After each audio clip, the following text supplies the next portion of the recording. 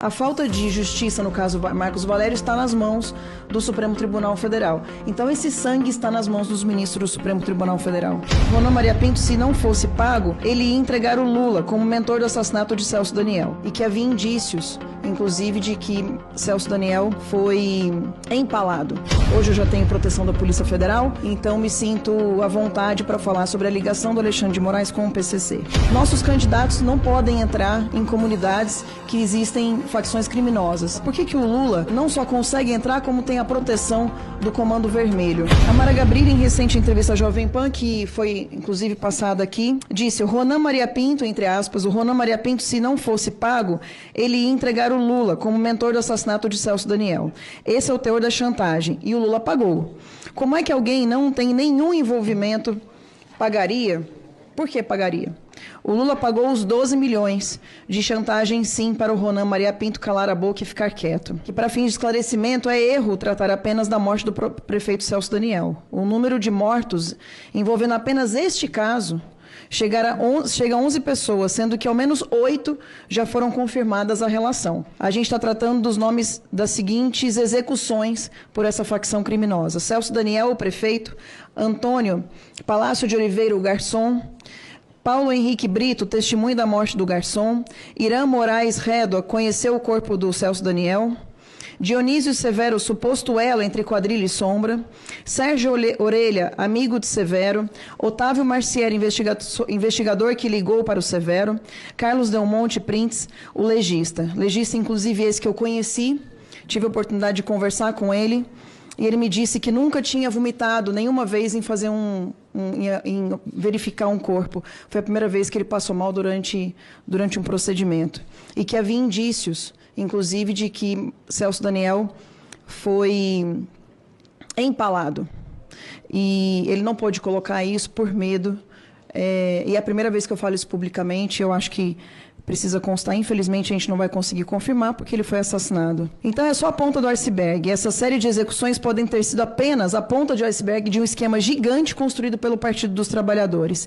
Em delação premiada, o senhor Marcos Valério aponta diálogos que teve como prosséries o PT, que revelavam que facções criminosas, leia-se PCC, lavavam dinheiros em empresas de transporte urbano e jogos. Transporte urbano esse que o senhor Alexandre de Moraes teve relação de advocacia com essa empresa. E uma vez eu falei sobre isso em uma entrevista da relação do senhor Alexandre de Moraes com esse transporte urbano que tem relação com o PCC. Em seguida que eu saí dessa entrevista, Sóstenes, eu fui abordada por pessoas, senhores, que me entregaram uma carta dizendo que eu teria que pedir desculpas publicamente, e que eu fui tentar procurar esse vídeo hoje não existe na internet, era uma entrevista que estava sendo divulgada online. Não vou falar aqui sobre onde foi, porque essa empresa também está tendo problemas, essa empresa de comunicação está tendo problemas com o Supremo Tribunal Federal.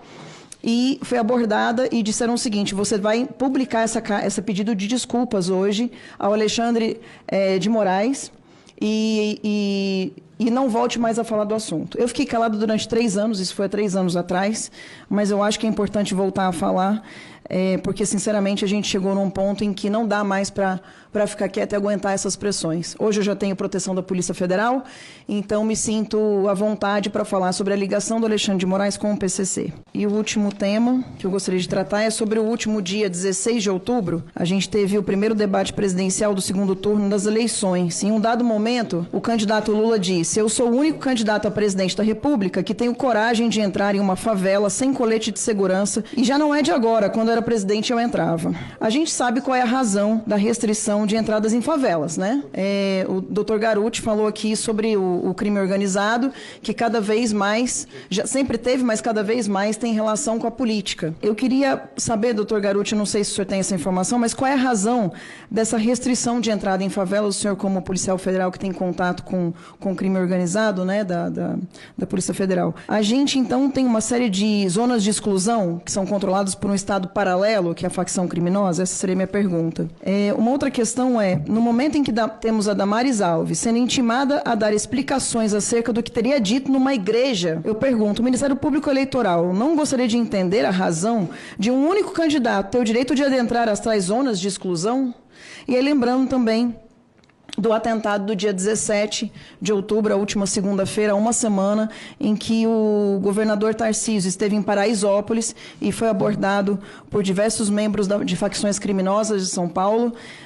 Um membro, inclusive, foi morto pela Polícia Militar. Gostaria de parabenizar a Polícia Militar pelo trabalho de proteção ao Tarcísio. E não interessa se foi uma tentativa de assassinato, se foi uma tentativa de deixá-lo com medo, enfim, o que importa é nossos candidatos não podem entrar em comunidades que existem facções criminosas. Por que Lula, eu peço para você que está em casa pensar, por que o Lula não só consegue entrar, como tem a proteção do Comando Vermelho? Por que será que o Lula, desde que era presidente, inclusive, consegue adentrar esses locais? É uma pergunta que os senhores têm que fazer.